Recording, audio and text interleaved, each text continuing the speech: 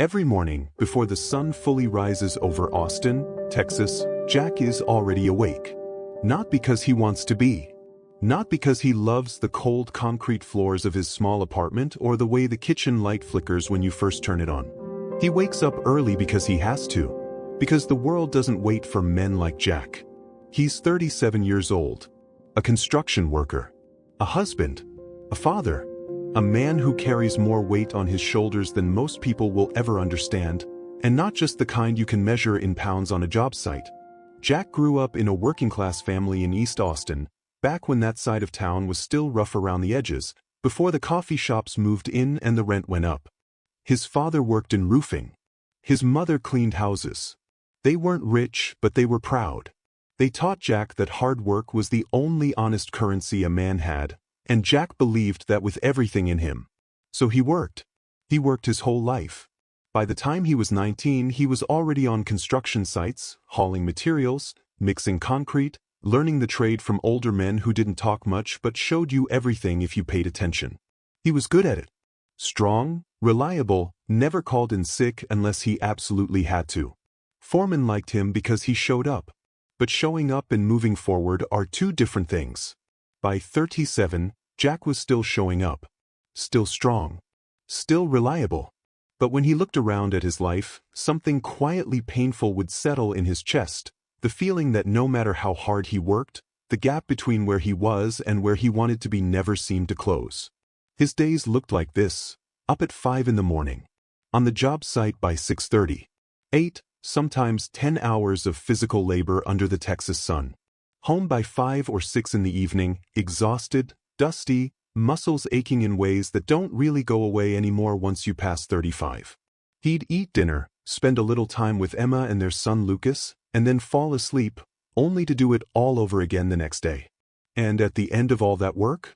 After all those hours, all that sweat, all those days he pushed through even when his back hurt and the heat was unbearable? He brought home about $25 a day. Now, you might wonder, is that all?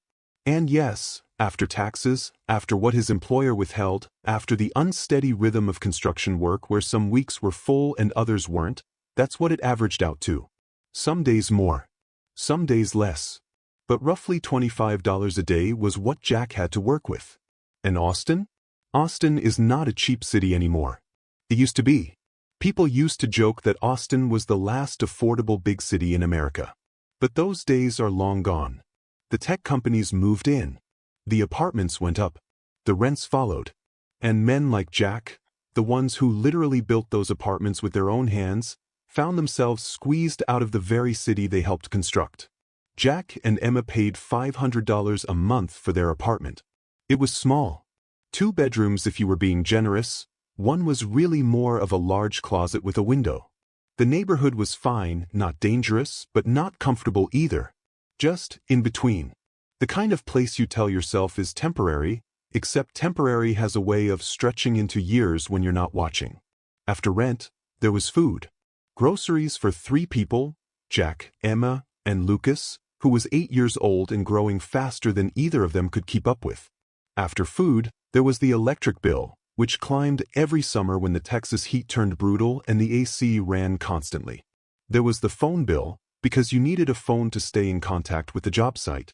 There was Lucas's school supplies, his clothes, the occasional doctor visit because kids get sick. There was gas for the truck Jack needed to get to job sites, because in Austin, without a car, you simply cannot work construction. By the time all of that was accounted for, what was left was almost nothing. Not nothing in a dramatic, movie way. Not nothing in the way that means they were starving or desperate on the street. Jack and Emma were not in crisis. But they were on the edge. The kind of edge where one unexpected expense, a car repair, a medical bill, a week of no work due to rain, could tip everything into real trouble. Jack had no savings. Not because he was careless. Not because he spent money on things he shouldn't have. He had no savings because the math simply didn't work. There wasn't a number left at the end of the month to put away. He'd tried before. He told himself, okay, this month I'll save $50. And then the truck needed new tires. And then Lucas needed new shoes because his old ones had a hole in them. And the $50 was gone before it ever really existed. Emma worked too, part-time at a laundromat a few blocks from their apartment. She'd take Lucas to school in the morning and then go to work, folding clothes and helping customers for a few hours before picking him up in the afternoon.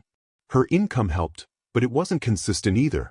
And she carried her own small debt, a credit card she'd used years ago in an emergency that still followed her like a shadow. Between the two of them, they worked hard. They were not lazy people.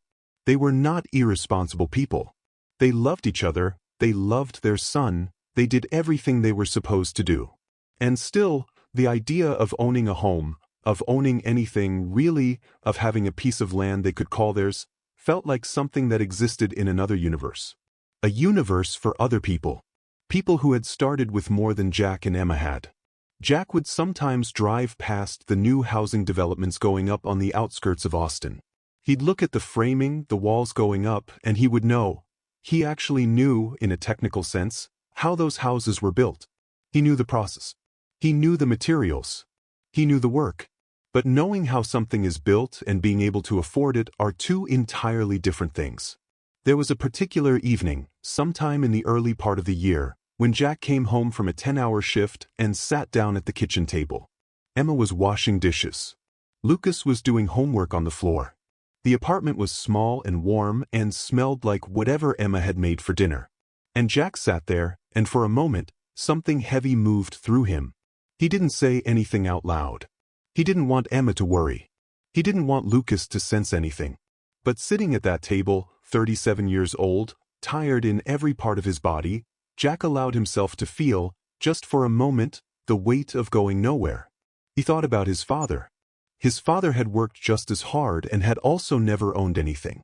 He thought about his son on the floor doing homework and wondered, what would Lucas inherit? What would Jack leave him? Not money. Not land. Not a house. Just the example of working hard. Was that enough? Was that fair? That question sat inside him like a stone. He carried it to bed. He carried it back to the job site the next morning. He carried it quietly, the way men like Jack carry things, without saying much, but without setting it down either. He didn't know it yet, but everything was about to shift. Not dramatically. Not all at once. Just one afternoon, one conversation, one simple idea that would change the direction of his life. Every job site has its rhythm. The sounds of hammers and power tools, the shouts across scaffolding, the smell of cut wood and wet concrete. These things become the background music of a construction worker's life. You stop hearing them after a while, the same way you stop hearing traffic if you live near a highway long enough. Jack had been working alongside Mike for about 3 years by then. Mike was 42, a framing carpenter, a quiet man who didn't waste words. He'd grown up in San Antonio, moved to Austin in his late 20s, and had worked construction his whole adult life just like Jack. On the surface, they were the same kind of man. Same trait, same hours, same calloused hands. But there was something different about Mike, and Jack had noticed it without ever quite naming it. Mike didn't complain. Not about money, not about the future, not about the gap between where he was and where he wanted to be. Most guys on the job site, during lunch breaks, would talk about bills, about how expensive everything had gotten, about how the system was rigged against working people. And they weren't wrong. But Mike would just eat his sandwich and nod and not add much to the conversation. Jack had always assumed Mike just wasn't a talker. It turned out Mike was just a doer. It was a Wednesday afternoon in late March. The crew had stopped for lunch under a temporary shade structure they'd put up on the site. It was already warm, that particular Texas warm that reminds you summer is not far away and it means business. Jack was eating and staring at nothing, the way you do when you're tired and your mind has gone quiet. Mike sat down next to him and pulled out his lunch. A sandwich, an apple, a water bottle that looked like it had been refilled about 500 times. They ate in silence for a few minutes, the comfortable silence of two men who've worked next to each other long enough that they don't need to fill every moment with words. Then Mike said, without any build-up or dramatic pause, "You doing anything with your money, Jack?" Jack looked at him. "What do you mean?" "I mean, are you saving anything? Putting anything away?" Jack let out a small, tired laugh. The kind of laugh that isn't really a laugh. "With what? I barely cover rent and food, man." There's nothing left to save. Mike nodded. He didn't argue, didn't push back immediately. He just nodded like he understood. And then he said something Jack did not expect. What if I told you that you could start with $1 a day? Jack stared at him. $1. $1. Mike, $1 a day is $30 a month. That doesn't. I know what it sounds like, Mike said calmly, taking a bite of his apple. I said the same thing when somebody told me. Just hear me out. And Jack, maybe because he was tired enough that his defenses were down, maybe because something in Mike's quiet confidence made him curious, sat back and listened. Mike explained it simply, the way a man explains something he has lived rather than something he has read. He said that most people with low incomes fail at saving not because they don't have discipline but because they set the starting point too high. They tell themselves they'll save $100 a month or $50, and then life happens and the number feels impossible and they quit. The goal crushes them before they even begin. But $1 a day? That's different. $1 is nothing. You can find $1 in the bottom of your truck. You can make $1 disappear from your daily spending without feeling it. One less soda. One less coffee from the gas station. One small, painless choice. But here's what Mike said next, and this is the part that Jack remembered for the rest of his life. He said, "It's not about the dollar, Jack. It's about the habit. The dollar is just the door. Once you walk through the door, you change how you think." Mike told him that 2 years ago he had been in a similar place. Behind on a small debt, no savings, feeling like the treadmill would never stop. He'd started the $1 a day practice almost as a joke, just to see if he could do it. But something happened after about 3 weeks. He started noticing where his money actually went. Small things he spent without thinking. A gas station snack here. A convenience store drink there. None of those things individually felt like much. But added together, they were quietly draining him. Once he started protecting even just $1 a day, he began to look at the others more carefully. He started tracking. He started making small adjustments. And over time, $1 became $2, became $5. He paid off a small debt that had been following him for years. Then he started putting money in envelopes, actual physical envelopes, labeled in a drawer at home. Rent envelope, emergency envelope, future envelope. And then he joined something Jack had never heard of. A community savings group.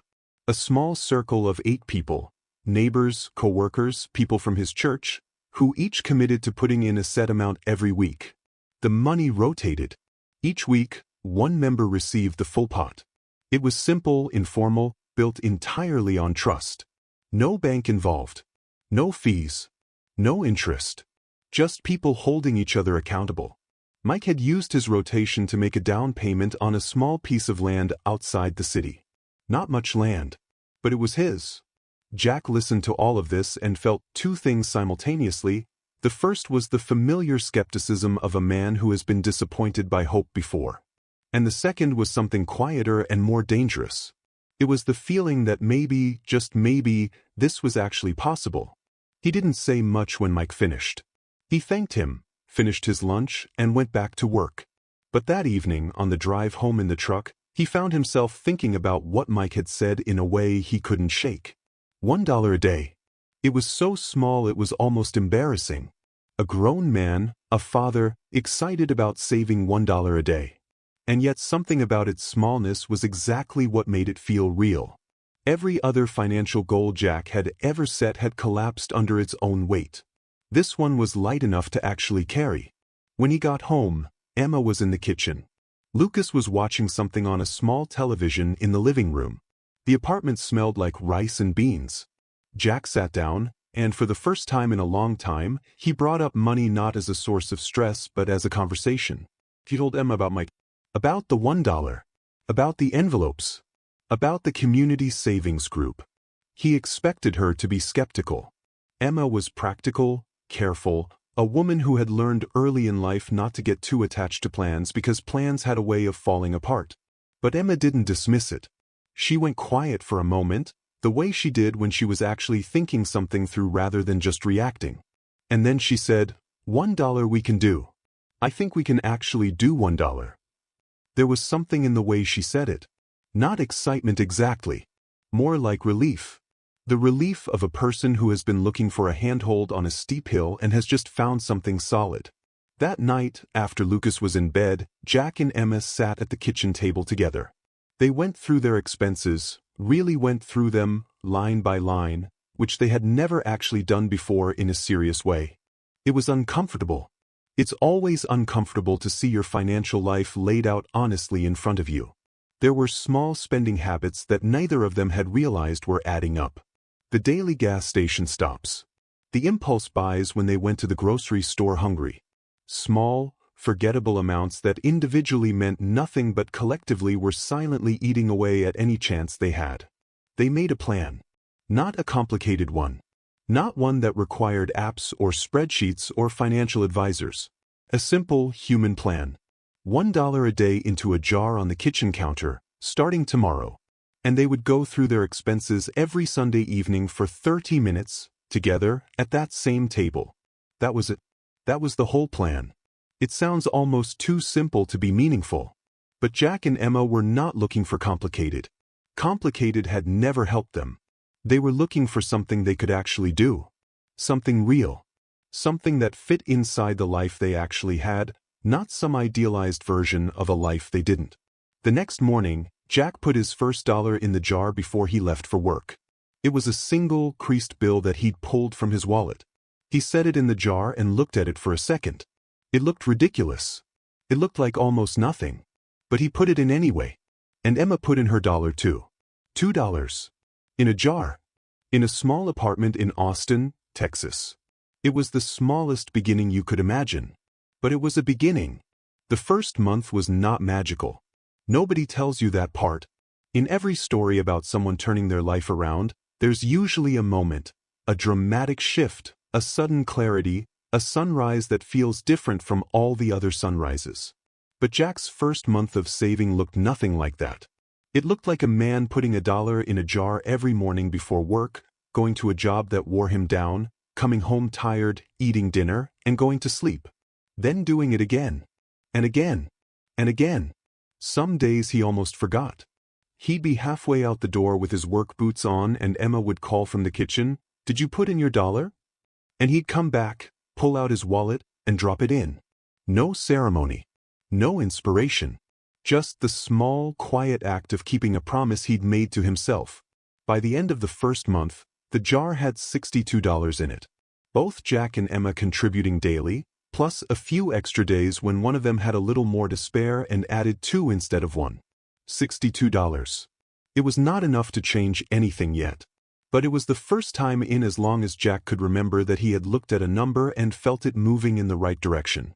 The feeling, small as it was, mattered more than the money itself. The Sunday evening budget sessions were harder than the saving. Sitting at that kitchen table with Emma, going through where every dollar had gone that week, required a kind of honesty that felt uncomfortable at first. Not because they were hiding things from each other, but because they were hiding things from themselves. It's easy to spend without looking. Looking is the hard part. They found things. Small leaks in the budget they hadn't consciously noticed. Jack had a habit of stopping at a convenience store near the job site 2 or 3 times a week. Not for anything important, just out of routine. A drink, a snack, sometimes just a pack of gum. $3 here, $4 there. Over a month, it added up to nearly $40. $40 that dissolved into nothing, that Jack couldn't even account for when he tried to remember what he'd bought. Emma found her own version of the same thing. Small grocery store additions that weren't on the list. An extra item here, a brand name product when the generic would have done just fine. Again, no single purchase was outrageous.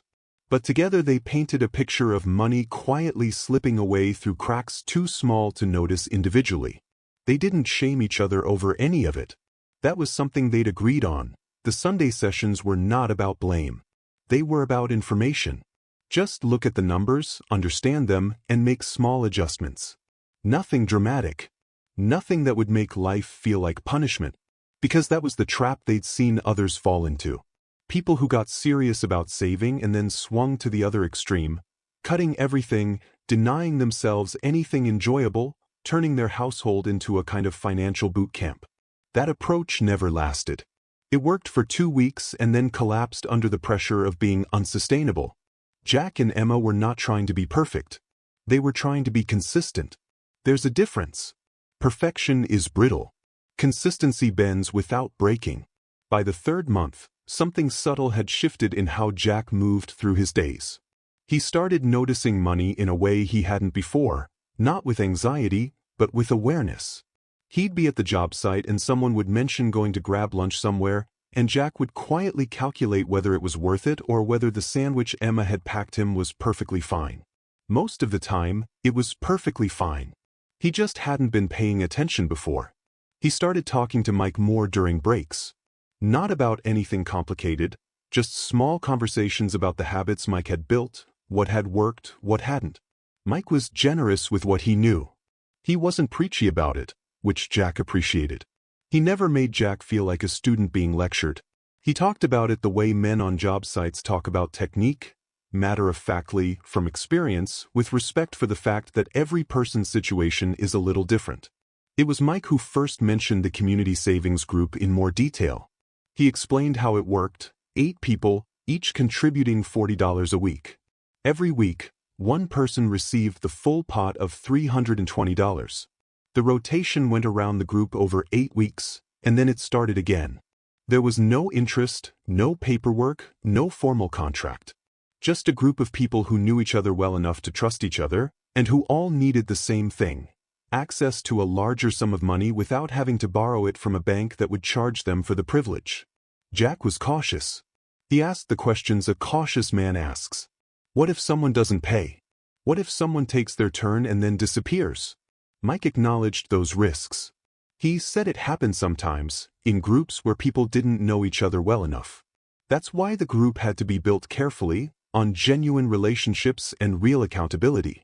His group had been running for over 2 years without a single default, because everyone in it understood that their reputation and their relationships were on the line, not just their money. $40 a week was a stretch for Jack. But by month 4, between his saving habit and the adjustments he and Emma had made to their spending, he had more breathing room than he'd had in years. Not a lot, but enough to consider it seriously. He talked to Emma about it. She asked careful questions, the same ones he had asked Mike. She wanted to know who the people were, how long the group had been running, what happened if something went wrong. Jack answered what he could and admitted what he didn't know. They decided he would attend one meeting first, just to observe, before committing anything. The meeting was held on a Saturday afternoon at the home of a woman named Rosa, who worked as a home health aide and had been running the group since the beginning. There were 7 other people there, a mix of ages and backgrounds, all working class, all quietly serious in the way that people are serious when they're talking about something that actually matters to their lives. There was a retired postal worker named Gerald who was saving to help his daughter with college costs. There was a young couple, maybe in their late 20s, who were trying to build an emergency fund after a medical scare had wiped out everything they had. There was a woman named Dolores who cleaned offices at night and was putting her rotation money toward getting out from under a payday loan that had been bleeding her for 2 years. Real people. Real problems. Real goals. Jack sat and listened and said very little. But by the time he drove home that afternoon, he had already made up his mind. He joined the group the following week. $40 every Saturday. It was a real commitment, the kind that required him to restructure his week slightly to make sure the money was set aside before anything else touched it. Pay yourself first. Mike had said that phrase once, and it had stuck. Not in a greedy way, not in an everyman-for-himself way. Pay yourself first as a form of discipline. Make your future self a priority before the week's spending gets a chance to swallow everything. It wasn't easy. There were weeks when $40 felt enormous. When the truck needed a small repair and the budget was already stretched, and Jack would sit at the kitchen table on Friday night doing the math and feeling the familiar tightness in his chest. But he paid into the group anyway. Because he understood now, in a way he hadn't before, that consistency was the whole point. The weeks when it was hard were exactly the weeks when it mattered most to follow through. Emma watched all of this and quietly did her own version of it. She started setting aside a small amount from her laundromat earnings each week into one of the labeled envelopes they kept in a drawer. Rent envelope. Emergency envelope. Future envelope. The labels were Emma's idea. She said it helped to give the money a name, a purpose, because then it stopped feeling like abstract savings and started feeling like something real they were building toward. Lucas noticed the envelopes one afternoon, curious the way 8-year-olds are curious about everything. He asked what they were for. Emma sat down with him and explained it in simple terms, that when you earn money, you decide where it goes before it can disappear. That every dollar has a job. That the future envelope was for something big and important that Mommy and Daddy were working toward. He asked what the big important thing was. Jack, who had been listening from the doorway, walked in and sat down next to his son. He thought about how to answer. He thought about all the job sites he'd worked on, all the houses he'd helped build for other people, all the walls and roofs and foundations he'd laid with his own hands. And he told Lucas, simply and honestly, that they were saving to buy their own piece of land someday. To have something that was theirs. Lucas thought about this for a moment with the focused seriousness that children sometimes bring to big ideas. And then he went to his room and came back with 2 crumpled dollar bills from his small collection of birthday money. He held them out to Jack. For the future envelope, he said. Jack took the $2. He didn't speak for a moment. He felt something move through him that he didn't have a clean word for. It was somewhere between pride and grief and hope, all pressed together into a single feeling that sat in the center of his chest and made it hard to breathe normally. He put Lucas's $2 in the envelope. And then he went to the bathroom and stood at the sink for a minute by himself and allowed himself to feel the full weight of what they were doing and why it mattered. Not just for him. Not just for Emma. For the boy in the next room who had just handed over his birthday money because he trusted his father was building something real. That was the moment the whole thing stopped being an experiment. That was the moment it became a commitment. 2 years is a long time when you're living it day by day. It doesn't feel like a journey when you're in the middle of it. It doesn't feel like a story with a beginning, middle, and end. It just feels like Tuesday, then Wednesday, then another Monday back at the job site, another Sunday evening at the kitchen table with Emma, another Saturday morning dropping $40 into the community savings group. Day after day after day, the same small disciplines repeated so many times they stopped feeling like discipline at all and just became who Jack was. That's the thing nobody tells you about changing your life. The dramatic version, the movie version, compresses everything into a montage. A few scenes of struggle, a turning point with swelling music, and then suddenly the hero is standing on top of the mountain. But real life doesn't have a montage. Real life has 22 months of ordinary Tuesdays before anything looks different from the outside. On the inside, though, things had been changing for a long time. Jack noticed it first in how he felt at the job site. The work was the same, still hard, still physical, still the kind of labor that leaves marks on a body over decades. But something in his relationship to it had shifted. He no longer felt like a man trapped on a wheel. He felt, for the first time in his adult life, like a man moving in a direction. The work was the engine now, not the cage. Every hour he put in was connected to something larger than just surviving the month. That distinction, between working to survive and working toward something, is not a small one. It changes how you carry yourself. It changes what you're willing to endure. It changes the look in a man's eyes when he talks about his future. Mike noticed it. One afternoon during a break, Mike looked at Jack and said, without any particular setup, "You look different, man." Jack asked what he meant. Mike just smiled and said, "Like you know where you're going." By the end of the first year, Jack and Emma had saved just over $1,400 across all their envelopes and the community group rotations. To some people, $1,400 sounds modest. To Jack and Emma, it was more money than they had ever held in one place in their lives. It was real. It was theirs. It hadn't come from a loan or a credit card or a favor they'd owe someone forever. It had come from their own hands and their own choices, $1 at a time. They also did something in that first year that Jack hadn't expected to feel so significant. They paid off Emma's credit card debt.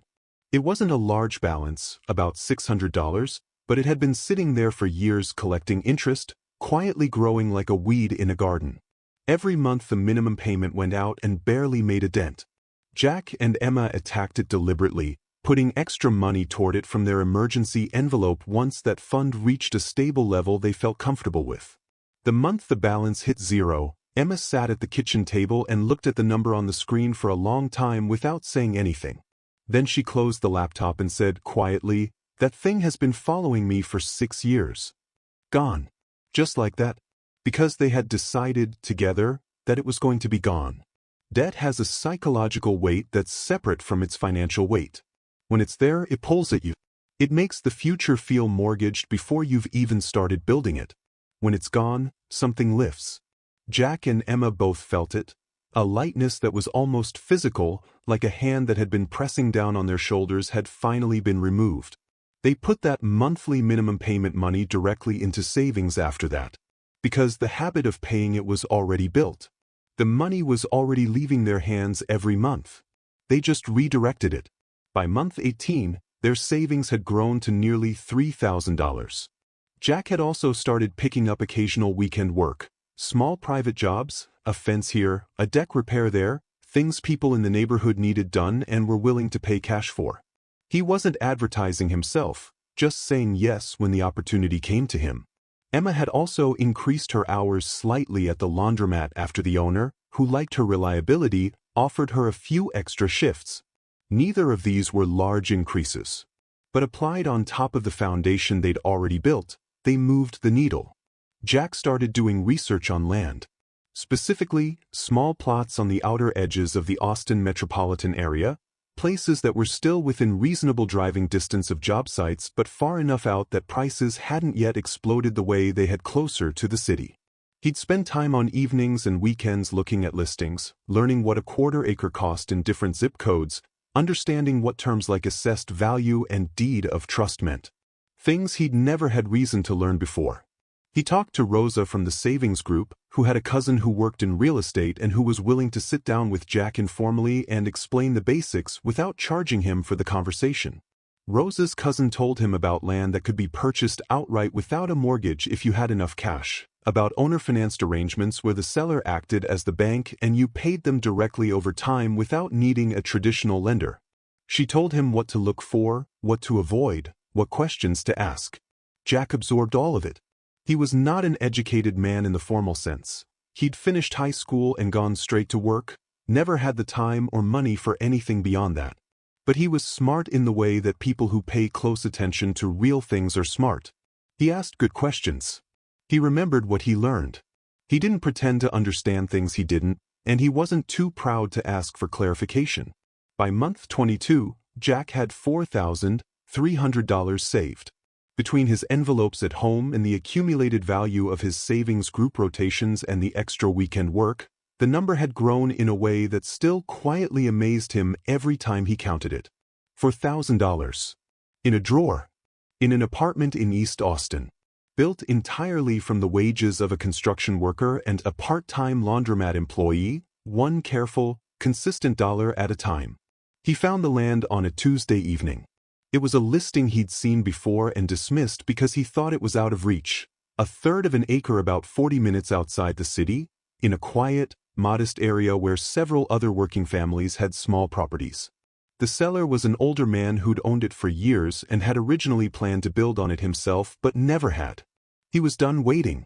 He wanted to sell it quickly, cleanly, and without the complications of bank financing.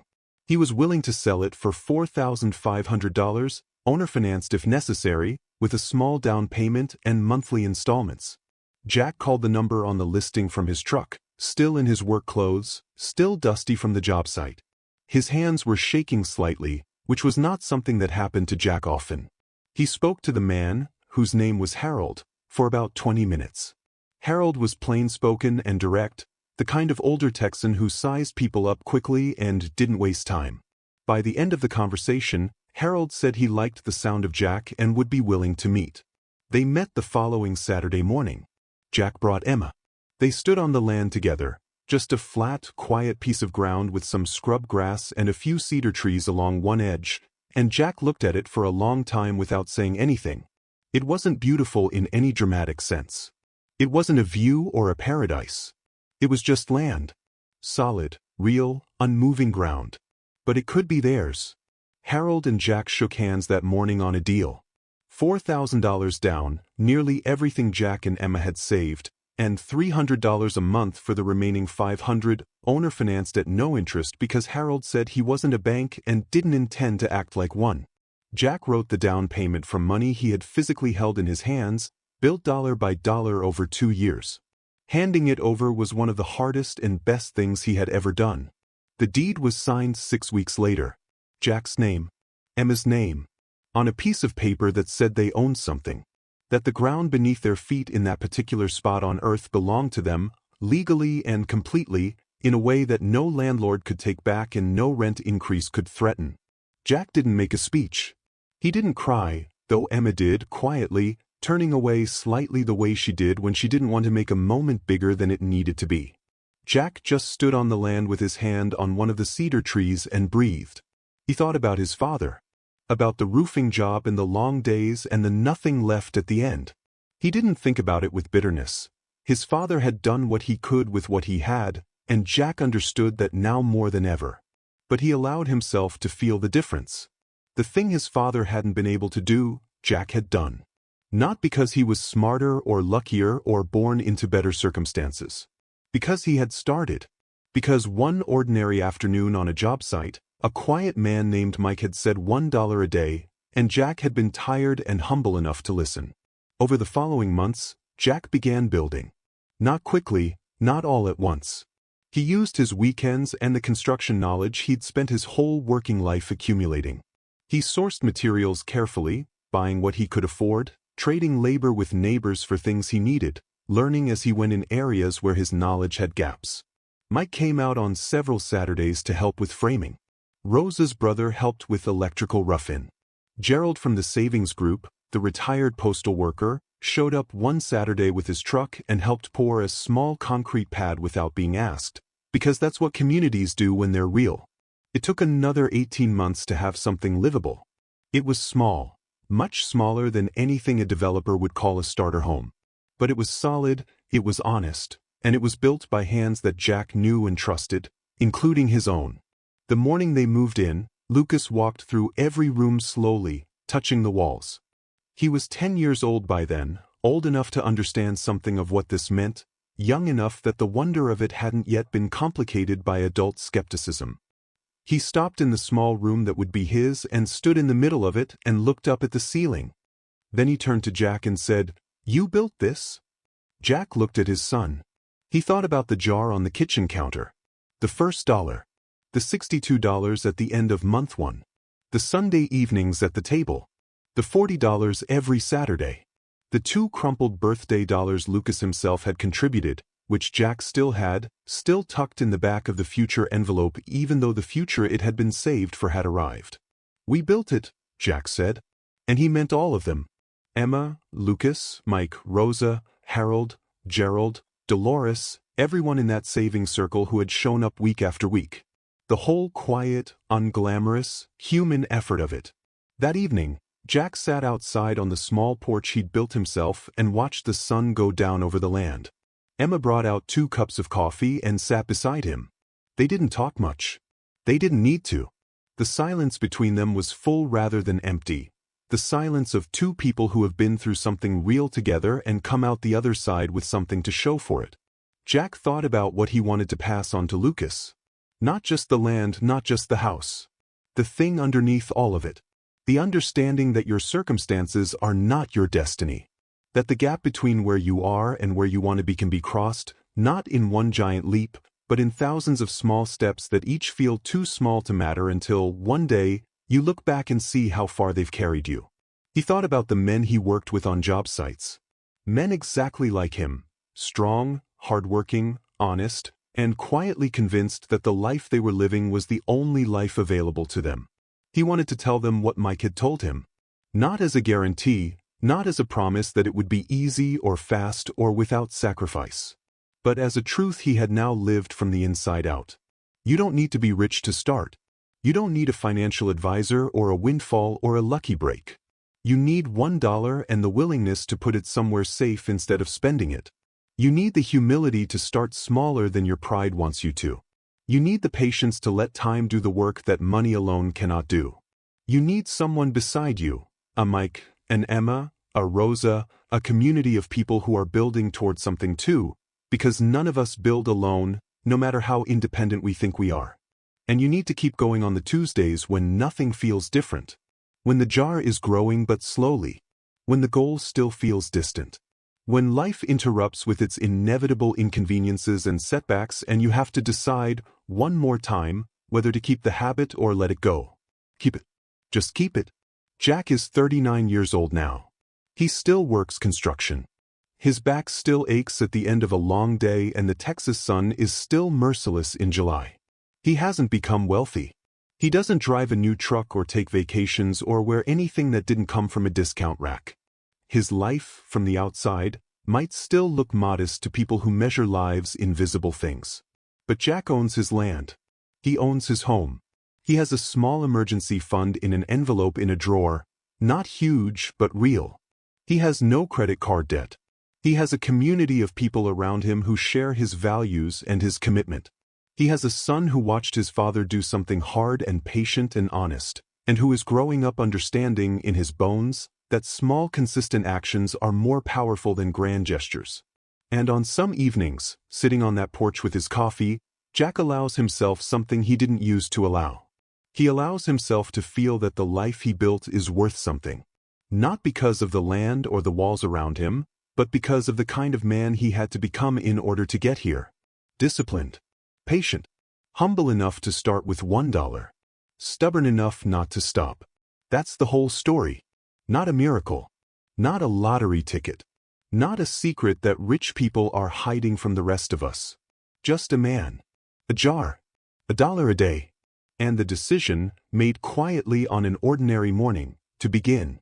Whatever your dollar looks like, whatever the smallest, most honest step forward is in your own life, take it tomorrow.